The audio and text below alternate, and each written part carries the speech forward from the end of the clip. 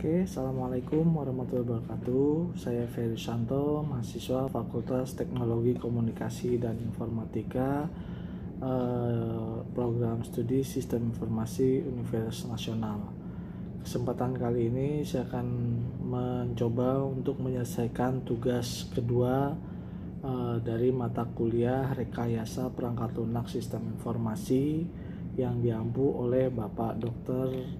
Agung Triayudi Eskom Mkom, di mana kesempatan kali ini saya akan mencoba untuk menjelaskan atau membuat resume mengenai materi perkuliahan yang diampu oleh Bapak Dr. Agung Triayudi Eskom Mkom dari pertemuan pertama hingga pertemuan ke-15. Saya akan mencoba menjelaskan untuk yang pertemuan pertama, di mana menjelaskan yaitu mengenai software development.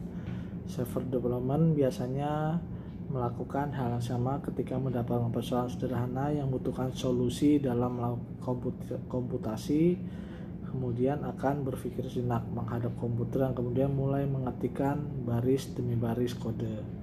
Tidak ada kertas atau perancangan arsitektur dan logaritma secara rinci karena semua rancangan itu ada dalam kepala. Oleh karena itu dibutuhkan rekayasa perangkat lunak. Menurut IEEE Standard Glossary of Software Engineering Terminology pada tahun 1990, perangkat lunak merupakan kumpulan dari program prosedur dan dokumen data lain yang saling berhubungan yang mempresentasikan masalah di dunia nyata yang dikonfigurasikan dalam sebuah bentuk aplikasi yang harus digunakan dan dikerjakan melalui komputer. Adapun jenis-jenis softwarenya yaitu yang pertama ada berupa software generik, yaitu perangkat lunak standar yang diproduksi oleh perusahaan pengembang dan dijual pada pasar terbuka ke siapapun yang bisa membelinya atau sync web. Kemudian ada pula software dalam sisi pemasaran, yaitu berupa software pesanan, di mana perangkat lunak yang dikembangkan khusus dan disesuaikan dengan kebutuhan pelanggan. Kemudian dilihat dari jenis software berdasarkan platform, ada yaitu berupa software system, software real time, software bisnis, software teknik dan ilmu pengetahuan, software tertanam, software komputer personal, dan software kecerdasan buatan dan software mobile. Dari sisi lisensi, software terdiri dari proprietary software dan open source software. Kemudian lanjut untuk pertemuan kedua, yaitu mengenai apa software engineering. Software engineering adalah proses analisis kebutuhan dan desain pengguna, konstruksi dan uji aplikasi yang akan memenuhi kebutuhan-kebutuhan tersebut melalui penggunaan bahasa pemrograman. Secara garis besar, software engineering bisa diartikan sebagai penerapan prinsip-prinsip teknik pengembangan perangkat lunak, di mana berbeda dengan pemrograman sederhana. Software engineering digunakan untuk sistem aplikasi yang lebih besar dan kompleks, dan umumnya proses ini digunakan untuk kebutuhan bisnis dan organisasi. Dalam software engineering akan memperlihatkan bagaimana sebuah aplikasi produk, suatu jasa mempermudah penggunaan oleh end user, dan apa saja fitur-fitur yang ditawarkan kepada penggunanya. Dalam software engineering ada beberapa hal yang harus diperhatikan. Yang pertama mengenai pengoperasian, yang kedua transisi, di mana transisi ini menjadi penting ketika suatu aplikasi digeser dari suatu platform ke platform lainnya. Jadi probabilitas kegunaan dan adaptabilitasnya ada di area ini. Kemudian yang ketiga yaitu pemeliharaan. Ini berfungsi untuk mengetahui bagaimana sebuah aplikasi bekerja dengan adanya pemutakhiran atau pembaruan. Aspek-aspek penting yang perlu diperhatikan pasca analisis adalah modularitas, perawatan, fleksibilitas, dan skalabilitas. Beberapa metode yang dapat digunakan dalam software engineer.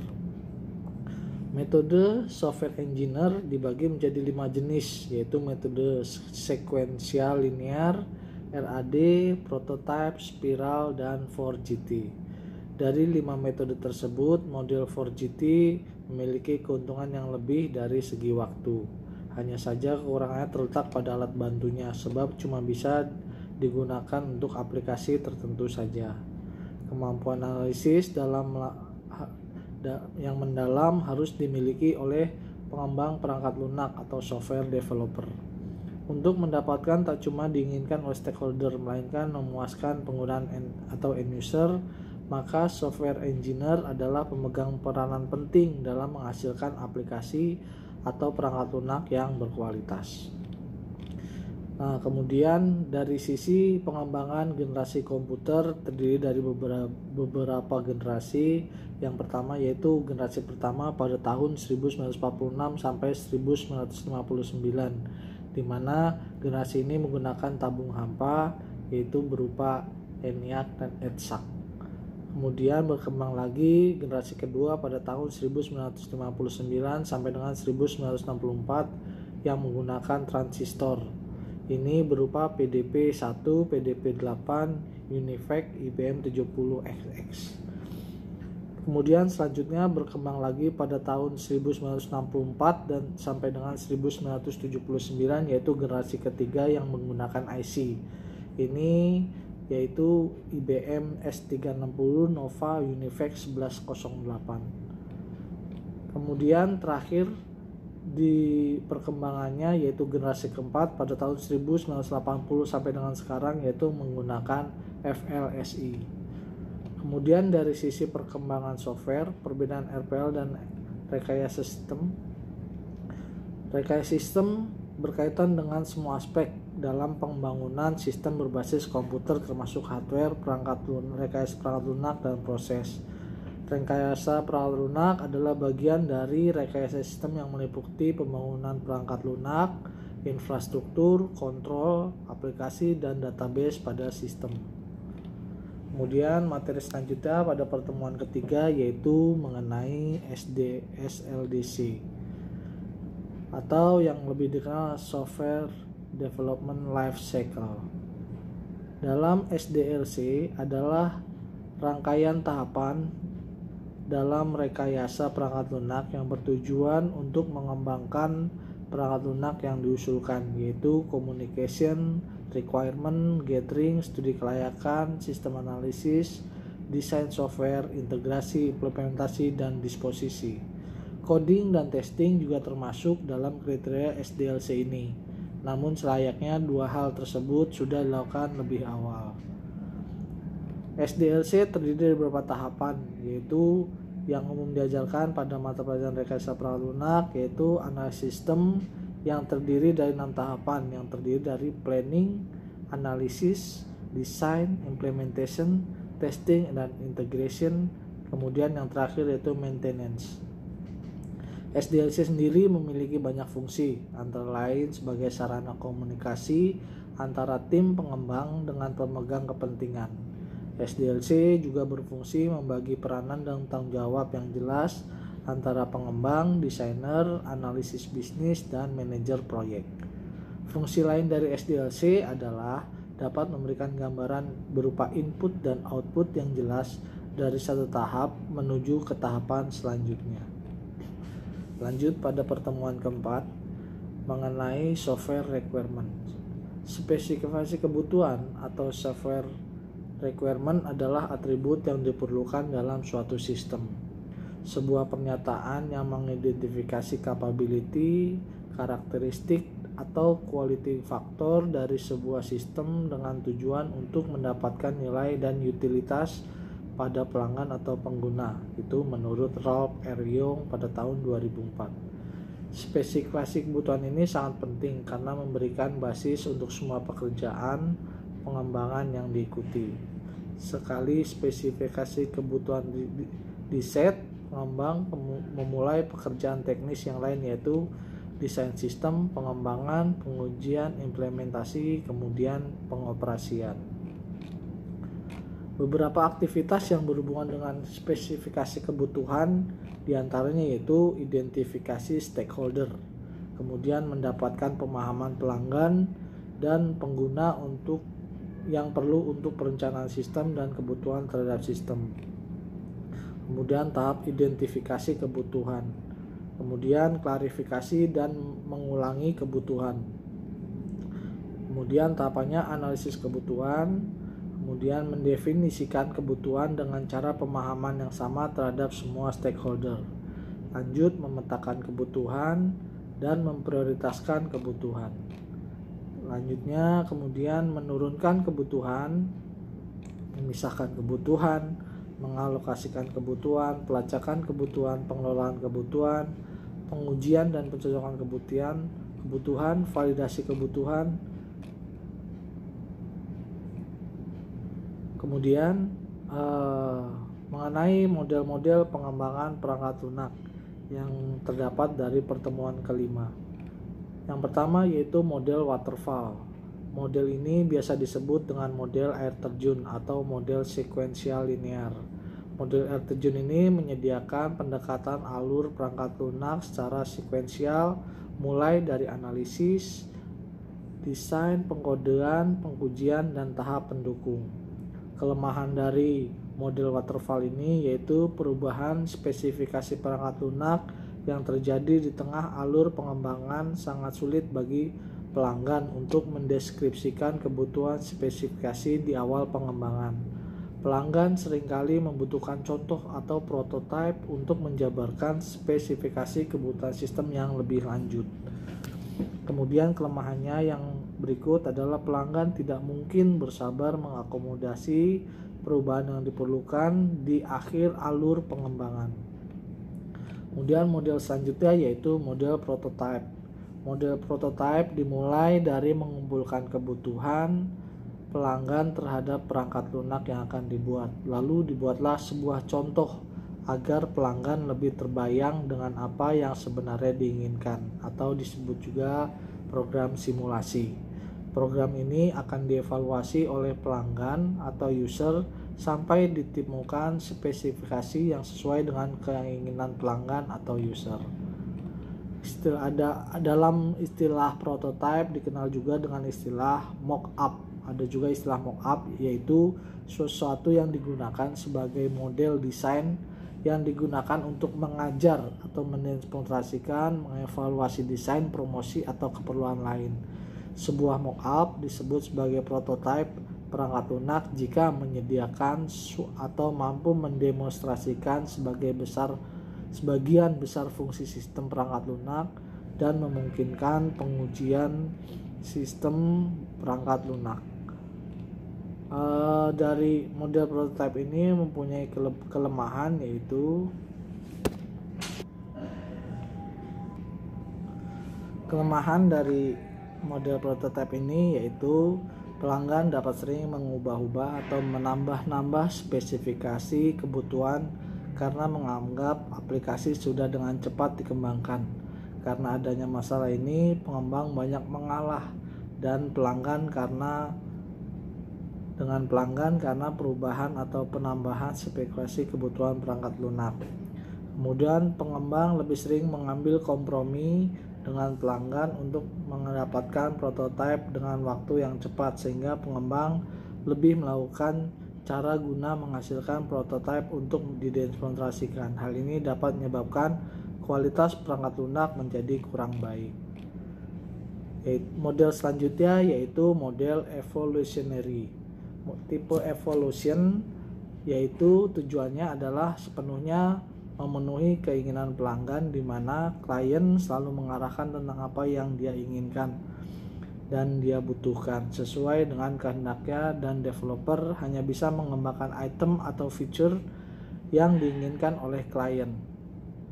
Kelemahannya adalah konsep sistem yang diinginkan oleh klien masih terdapat kelemahan dan kekurangan.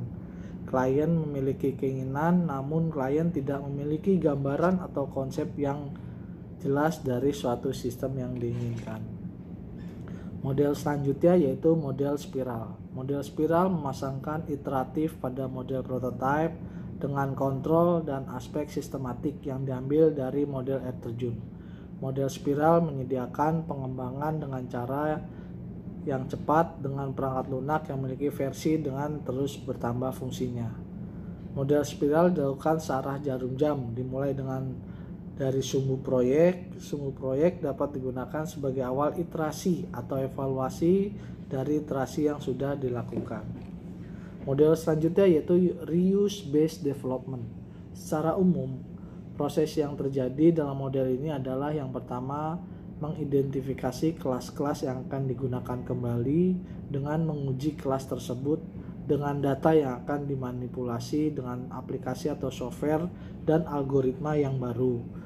Kemudian yang kedua, kelas yang dibuat pada proyek sebelumnya disimpan dalam class library sehingga bisa langsung diambil dari library yang sudah ada. Jika ternyata ada kebutuhan kelas baru, maka kelas baru dibuat dengan metode berorientasi objek. Kemudian yang ketiga, bangun software dengan kelas-kelas yang sudah ditentukan atau kelas baru yang dibuat, kemudian diintegrasikan. Pertemuan selanjutnya yaitu pertemuan ke-6, yaitu mengenai perencanaan atau mendesain model software. Software Design Principle dan Konsep. Prinsip dan konsep desain perangkat lunak. Desain adalah salah satu langkah dalam fase pengembangan bagi setiap produk atau sistem yang direkayasa. Desain dapat didefinisikan berbagai proses aplikasi, berbagai teknik, dan prinsip bagi tujuan pendefinisian suatu perangkat, suatu proses, atau sistem dalam detail yang memadai untuk memungkinkan realisasi fisiknya. Dalam proses itu sendiri terdiri dari dua tahap, yaitu preliminary design. Pada tahap ini difokuskan dengan transformasi dari kebutuhan ke dalam tata dan arsitektur software. Yang kedua, detail design difokuskan pada penghalusan representasi arsitektur yang berisi struktur data, detail, dan algoritma untuk software. Tujuan desainer adalah untuk menghasilkan suatu model atau representasi dari entitas yang kemudian akan dibangun. Desain perangkat lunak adalah suatu proses interaktif yang melalui persyaratan diterjemahkan ke dalam suatu cetak biru untuk membangun perangkat lunak. Sementara cetak biru sendiri menggambarkan suatu pandangan yang menyeluruh terhadap suatu perangkat lunak, yaitu bahwa desain dihadirkan pada tingkat abstraksi yang tinggi, dapat secara langsung ditelusuri sampai data spesifik, fungsional, dan persyaratan behavioral. Data desain mengubah informasi menjadi struktur data untuk mengimplementasikan software data desain yang dibuat berdasarkan data dictionary dan ERD. Architectural design mendefinisikan relasi antara elemen-elemen struktural utama, pola desain yang digunakan untuk mencapai kebutuhan yang ditentukan untuk sistem, dan batasan yang mempengaruhi bagaimana desain arsitektural ditetapkan. Kemudian program struktur akan menyajikan organisasi atau seringkali organisasi hierarki dari komponen-komponen program atau modul-modul, dan mengandung arti hierarki dari kontrol program. Notasi yang digunakan adalah diagram tree, biasanya dinamakan struktur chart. Prinsip desain menurut David tahun 95 memaparkan sekumpulan prinsip untuk desain software, yaitu proses desain seharusnya tidak bertahan dari tunnel vision. Desain harus dapat ditrace ke model analisa. Desain seharusnya tidak menemukan atau invent wheel.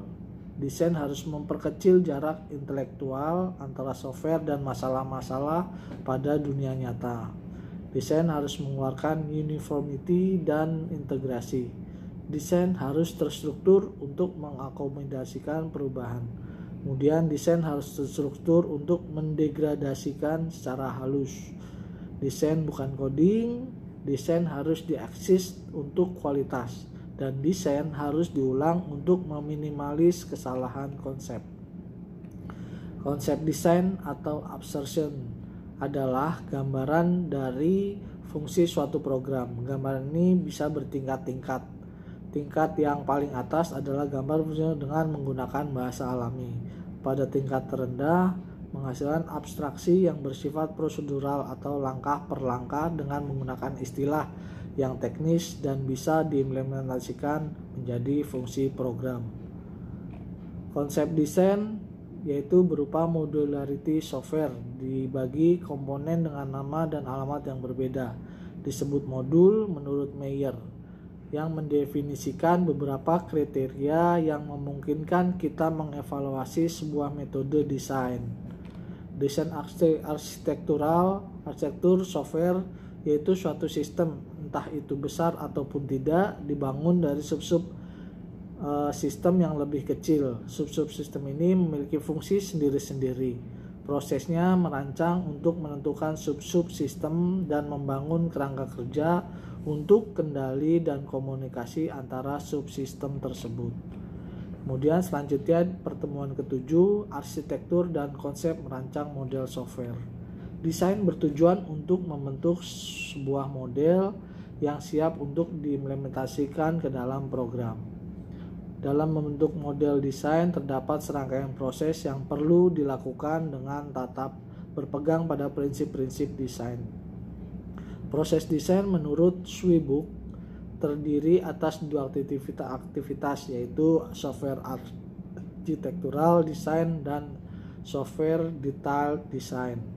Semua kegiatan desain perlu didokumentasikan dan proses dokumentasi perlu manajemen yang baik. Dalam desain berorientasi objek diuraikan beberapa kegiatan lain pada tahapan desain.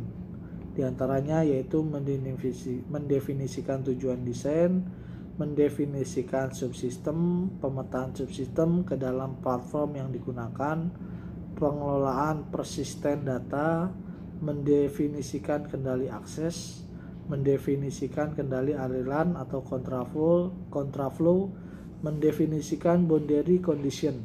Kegiatan-kegiatan tersebut merupakan uraian dari dua kegiatan utama pada tahapan desain. Berikutnya akan diuraikan dua kegiatan utama dalam tahapan desain tersebut. Dalam area arsitektur desain terdapat arsitektur terpusat, yaitu di mana pemrosesan yang terpusat berjalan pada personal komputer atau workstation atau mainframe. Mainframe merupakan komputer yang berukuran relatif besar yang ditunjuk untuk menangani data yang berukuran besar, dengan ribuan terminal untuk mengakses data dengan tanggapan yang sangat cepat dan melibatkan jutaan transaksi. Implementasinya adalah pemrosesan data yang terpusat, biasanya disebut dengan komputasi terpusat, di mana semua proses data dilakukan oleh komputer yang ditempatkan di suatu lokasi yang ditunjuk untuk melayani semua pemakai. Biasanya digunakan oleh perusahaan yang tidak memiliki cabang. Adapun keuntungan dari arsitektur terpusat adalah keuntungannya instalasinya lebih aman, kontrolnya aman, kemudian biaya pemeliharaan murah, lebih mudah dalam membuat perencanaan strategis, lebih mudah dalam melakukan pelatihan. Kemudian hardware dan software sudah distandarisasi sehingga lebih mudah dalam pemeliharaan. Kemudian kerugiannya adalah jika ada satu masalah, maka semua akan terkena dampaknya. Setiap sistem yang dibuat secara global tidak spesifikasi sesuai dengan kebutuhan masing-masing bagian. Pemrosesan di mainframe lebih lama. Jika ingin merubah subsistem, maka akan berdampak ke seluruh sistem. Kemudian ada pula dengan arsitektur tersebar atau terdistribusi, di mana dalam arsitektur tersebar pemrosesan data tersebar dan terdistribusi, membagi sistem pemrosesan data ke subsistem yang lebih kecil, tetapi pada hakikatnya masing-masing subsistem tetap berlaku pada sistem pemrosesan data terpusat, terdiri dari atas jumlah komputer yang tersebar pada berbagai lokasi yang dihubungkan secara telekomunikasi. Keuntungannya yaitu biaya pengembangan sistem lebih hemat karena pembuatan sistem lebih spesifik dan dalam kebutuhan sistem. Bagian sistem informasi lebih agresif dalam menganalisis kebutuhan sistem. Bagian sistem informasi memiliki tanggung jawab terhadap pengeluaran biaya. Kepuasan pemakai karena pengembangan sistem informasi lebih kepada end user. Kerugiannya yaitu pengontrolan lebih sulit untuk dilakukan dan dimungkinkan akan terjadi kekacauan dalam sistem komputer. Terkadang ada duplikasi kegiatan dan redundansi dalam pemeliharaan file. Kemudian ada pula client server arsitektur, yaitu dalam client server arsitektur, klien bertanggung jawab pada level presentasi atau aplikasi, sedangkan server bertanggung jawab atas logika akses data dan data penyimpanan. Keuntungannya yaitu scalable, mudah untuk menambah dan mengurangi penyimpanan dalam pengumuman server, dapat mendukung berbagai macam jenis klien dan server. Kemudian jika terdapat server gagal dalam master client server, hanya aplikasi membutuhkan server tersebut yang akan gagal.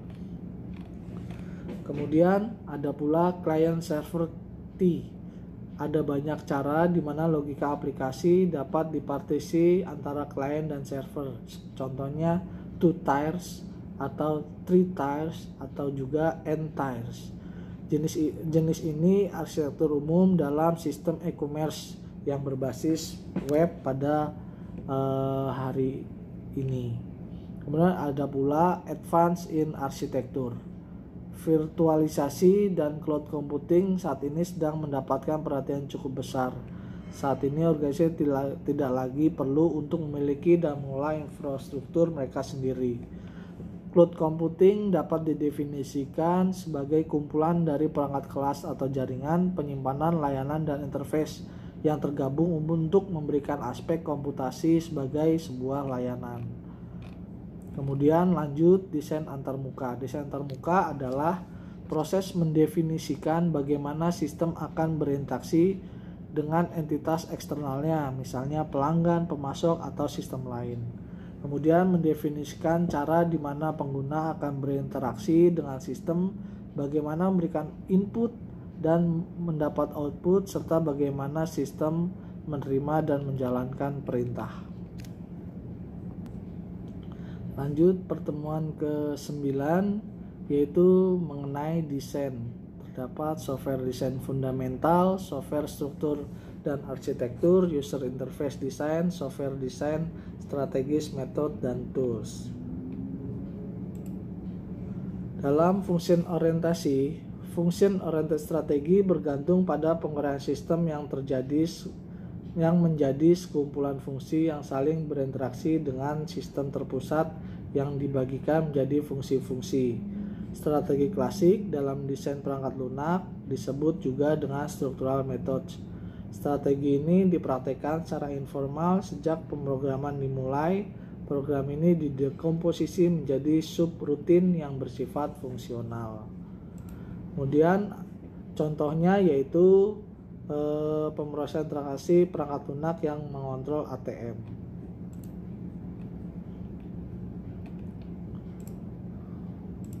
Kemudian ada pula data flow diagram atau DFD, merupakan model sistem grafis yang menunjukkan semua utama persyaratan untuk sistem informasi dalam suatu diagram input atau proses dan penyimpanan data yang ditekankan pada aliran data.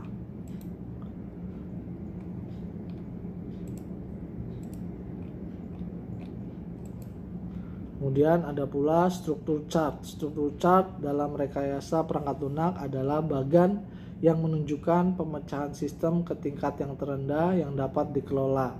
Sebuah bagan hierarki terstruktur yang menjelaskan fungsi dan subfungsi dari bagian sistem. Object oriented didasari pada informasi yang disembunyikan. Sistem dilihat sebagai sekumpulan objek yang berinteraksi sebagai desain yang dominan untuk sistem perangkat lunak baru. Objek berkomunikasi dengan memanggil layanan yang tawarkan objek lain, memungkinkan objek untuk yang konkuren. Data struktur desain. yaitu memodelkan kebutuhan data pada pendekatan tradisional dengan menggunakan IR diagram. Sedangkan untuk pendekatan object oriented menggunakan diagram kelas untuk memodelkan objek. Kemudian selanjutnya pada pertemuan 10 yaitu terkait dengan implementasi.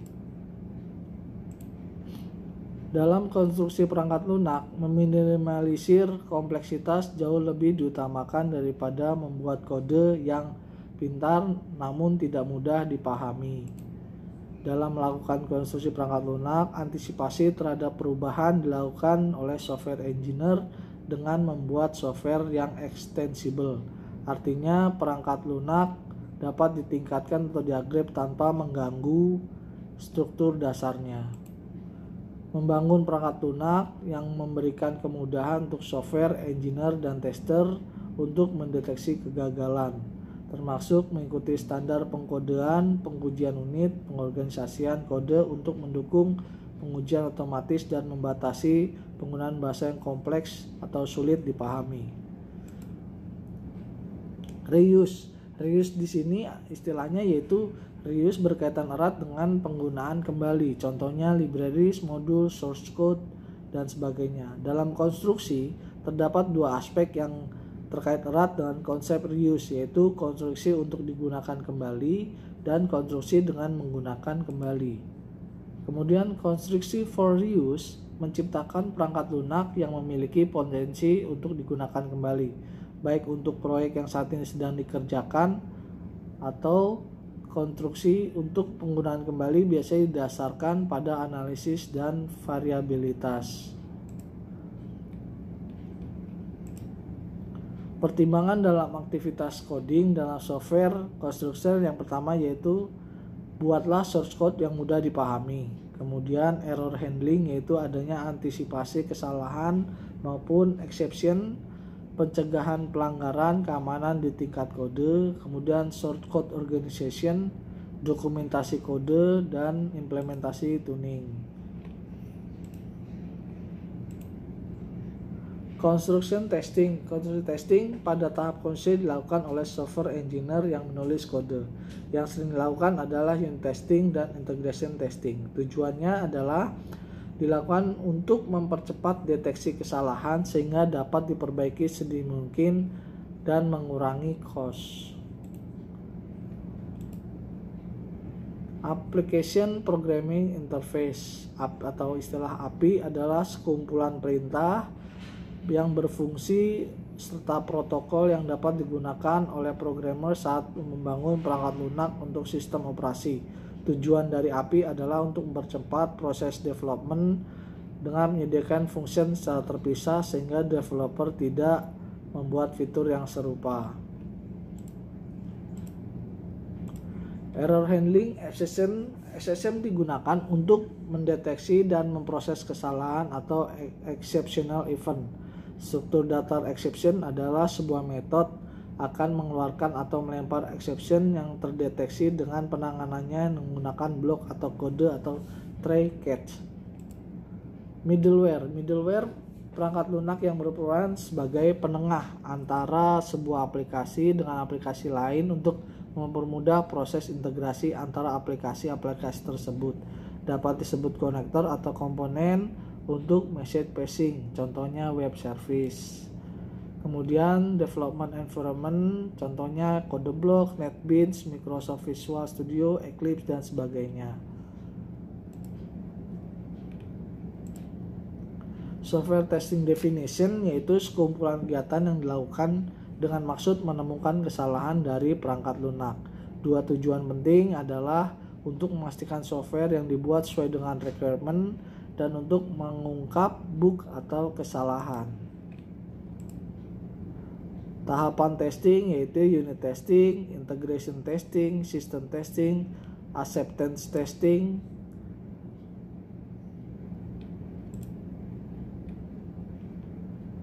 Kemudian selanjutnya pertemuan ke-11 dari materi maintenance. Definisinya yaitu merupakan pemeliharaan perangkat lunak yaitu aktivitas perubahan atau memodifikasi perangkat lunak setelah perangkat lunak digunakan. Mengapa diperlukan? Yaitu untuk memperbaiki kesalahan, meningkatkan desain, peningkatan implementasi, interaksi antarmuka yang lebih, kemudian ada perangkat keras, perubahan perangkat lunak sehingga perangkat lunak perlu menyesuaikan. Kemudian migrasi perangkat lunak, yaitu perangkat lunak sebelumnya yang diubah. Tujuannya yaitu untuk memperbaiki kesalahan dan meningkatkan kinerja dengan tetap mempertahankan integritas perangkat lunak tersebut. Corrective maintenance yaitu memodifikasi reaktif atau perbaikan perangkat lunak yang dilakukan setelah adanya koreksi atau masalah yang ditemukan, termasuk dalam kategori perawatan darurat yang merupakan suatu modifikasi yang tidak terjadwal dan dilakukan untuk menjaga operasional produk perangkat lunak. Adaptive maintenance merupakan modifikasi produk perangkat lunak yang dilakukan untuk agar perangkat lunak dapat tetap digunakan dengan lingkungan yang berubah. Preventive maintenance yaitu modifikasi perangkat lunak untuk menyediakan perangkat tambahan untuk pengguna, peningkatan dokumentasi program dan pengkodean ulang untuk meningkatkan kinerja perangkat lunak atau atribut perangkat lunak lainnya. Preventive maintenance memodifikasi perangkat lunak untuk mendeteksi dan memperbaiki kesalahan laten dalam perangkat lunak sebelum mereka menjadi kesalahan operasional. Kemudian faktor yang mempengaruhi maintenance cost yaitu stabilitas tim, tanggung jawab kontraktual, keterampilan staf, usia dan struktur program. Adapun software maintenance, aktivitas standarnya yaitu proses implementation, problem dan modification analysis, modification implementation, maintenance review atau acceptance, migrasi, dan software retirement. Beberapa aktivitas dalam maintenance yaitu pemahaman program, transisi, penerimaan, pengolahan maintenance, analisis dampak, maintenance service level agreement, dan maintenance license and contract.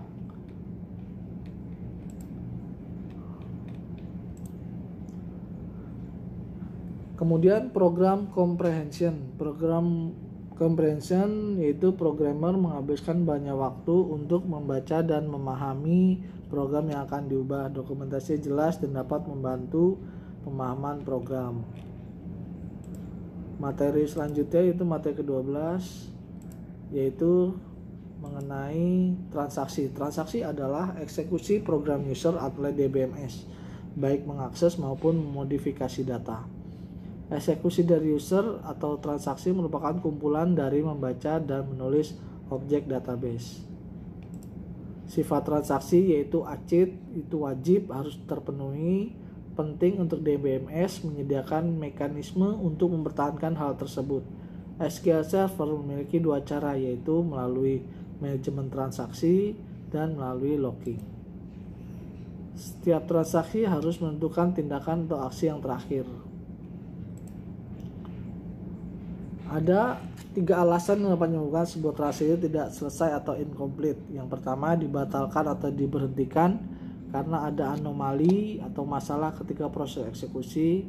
Kemudian terjadinya crash pada sistem ketika sedang mengeksekusi suatu transaksi. Kemudian sebuah transaksi mengalami suatu situasi yang tidak terduga.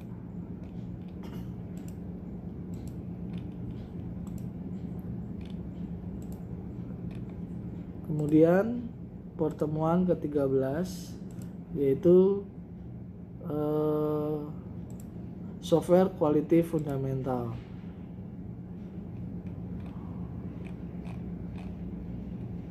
Aspek dari fungsional quality-nya terdiri dari yaitu memenuhi requirement software, menghasilkan software dengan minimal defect, performansi yang baik dan memudahkan dipelajari dan mudah dipahami.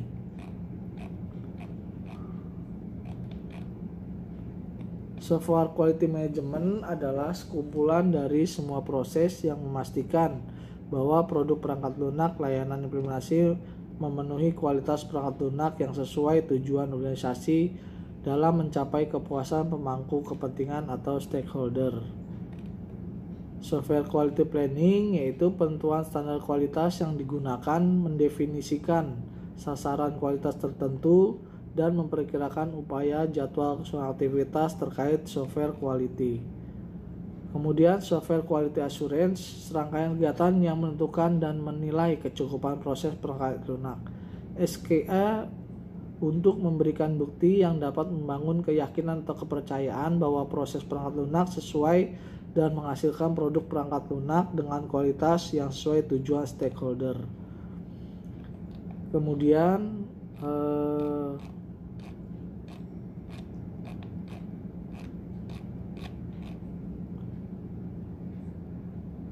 pertemuan ke-14 yaitu mengenai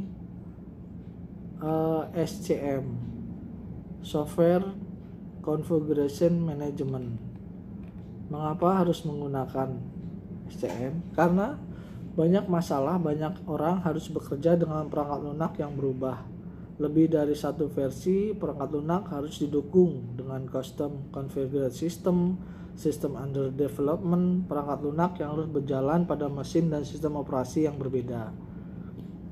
Mengapa? Karena dalam software configuration management dapat mengelola sistem perangkat lunak yang berkembang dan mengendalikan biaya yang terlibat dalam membuat perubahan pada suatu sistem.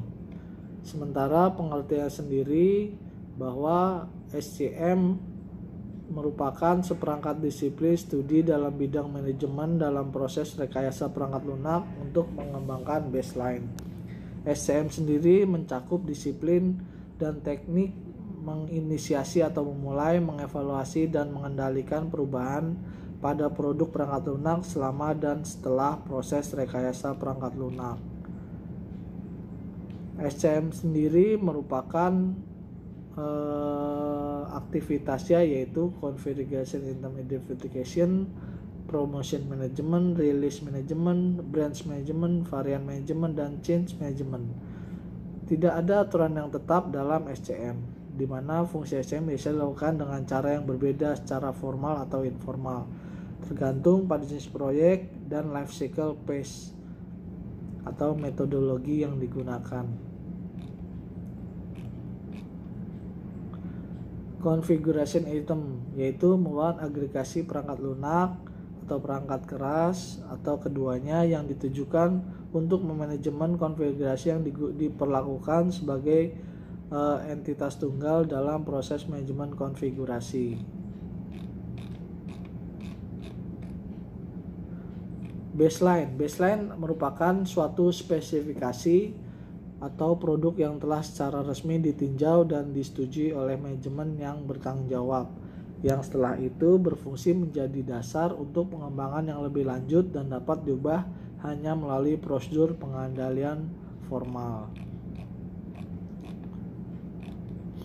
Kemudian di materi terakhir pertemuan ke-15 yaitu Software Configuration Process.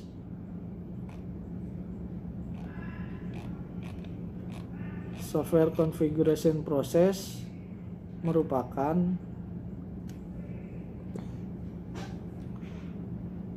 software configuration process. Tanggung jawab SCM adalah sebuah elemen penting dari SQA. Tanggung jawab utamanya adalah mengontrol perubahan.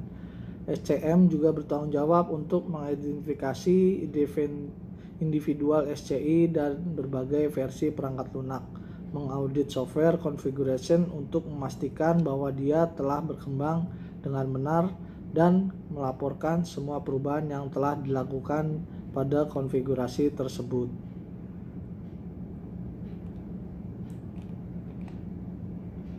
Tipe objek dalam identifikasi objek dalam SC yaitu untuk mengontrol dan menangani SCI. Masing-masing sistem harus diberi nama berbeda kemudian diorganisir dengan menggunakan metode berorientasi objek. Dua tipe objek yang dapat diidentifikasi yaitu basic object dan aggregate object. Sebuah basic object adalah sebuah unit of text yang telah diciptakan oleh seorang software engineer pada saat atau selama desain, coding, dan testing. Sebuah aggregate object adalah kumpulan basic object dan aggregate object lainnya. Keunikan dari objek yaitu objek name adalah sebuah string karakter yang mengidentifikasikan objek secara tidak samar. Object description adalah sebuah list item-item data yang mengidentifikasikan tipe SCI, yaitu yang direpresentasikan oleh objek, suatu project identifier, dan informasi perubahan dan atau versi. Resources adalah entitas yang disediakan, diproses, diacu, atau sebaliknya yang diperlukan oleh objek. Realisasi adalah sebuah pointer pada unit of text untuk suatu basic object dan null untuk suatu aggregate object. Evolusi objek, skema identifikasi untuk objek-objek perangkat lunak harus mengenali bahwa objek-objek berevolusi selama proses perangkat lunak. Sebelum suatu objek di baseline, dia boleh berubah berkali-kali, dan bahkan setelah suatu baseline ditetapkan, perubahan-perubahan mungkin cukup sering. Dimungkinkan untuk menciptakan sebuah evaluation graph untuk suatu objek. Evaluation graph menggambarkan sejarah perubahan dari objek. Dimungkinkan juga perubahan dapat dilakukan secara sembarang versi, tetapi tidak perlu pada semua versi. Mungkin cukup materi yang saya sampaikan. Lebih dan kurangnya mohon maaf. Wabillahi taufiq wal hidayah. Wassalamualaikum warahmatullahi wabarakatuh.